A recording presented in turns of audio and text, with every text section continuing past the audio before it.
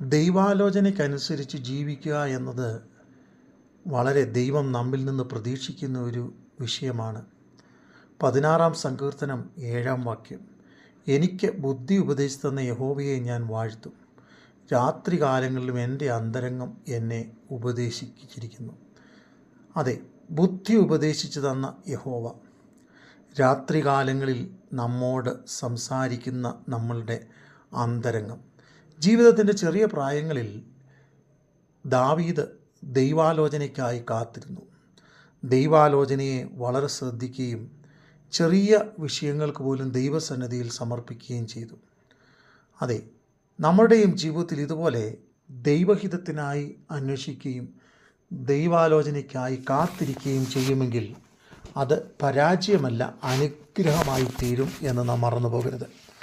32-ാം സങ്കീർത്തനം 8-ാം വാക്യം, ഞാൻ നിന്നെ ഉപദേശിച്ച് നടക്കേണ്ടുന്ന വഴി ഞാൻ നിനക്ക് കാണിച്ചു തരും, നിൻ്റെ മേൽ ദൃഷ്ടി വെച്ച് നിനക്ക് ആലോചന പറഞ്ഞു തരും.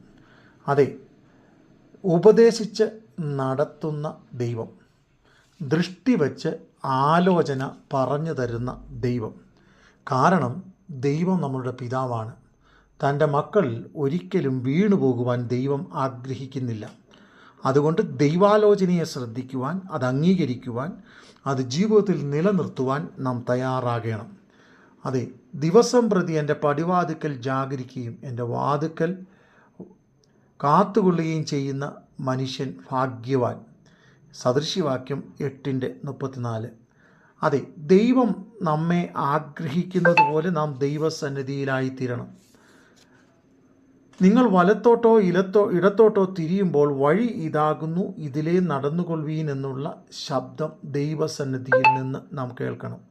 അതെ, നമ്മുടെ ജീവിതത്തിൻ്റെ എല്ലാ വഴികളിലും ദൈവശബ്ദം കേൾക്കുവാൻ നാം തയ്യാറാകണം. ദൈവാലോചനയ്ക്കായി നാം നമ്മെ തന്നെ സമർപ്പിക്കണം. നമ്മളുടെ ഇഷ്ടമല്ല, ദൈവത്തിൻ്റെ ഇഷ്ടം നമ്മിൽ നിറവേറുവാൻ കാത്തിരിക്കണം. കാരണം നമ്മളുടെ ജീവിതത്തിൽ പലപ്പോഴും നമ്മളുടെ വഴികളെക്കുറിച്ച്, മുൻപോട്ടുള്ള ഗമനാഗമനങ്ങളെക്കുറിച്ച് വ്യക്തത പലപ്പോഴും നമ്മൾക്കില്ല. എന്നാൽ ദൈവം നമ്മുടെ ഇന്നും ഇന്നലെയും നാളെയും ഒരുപോലെ അറിയുന്ന ദൈവമാണ്. അതുകൊണ്ട് ദൈവാലോചനയ്ക്കായി നമ്മെ സമർപ്പിക്കാം, ദൈവശബ്ദം കേൾക്കാം.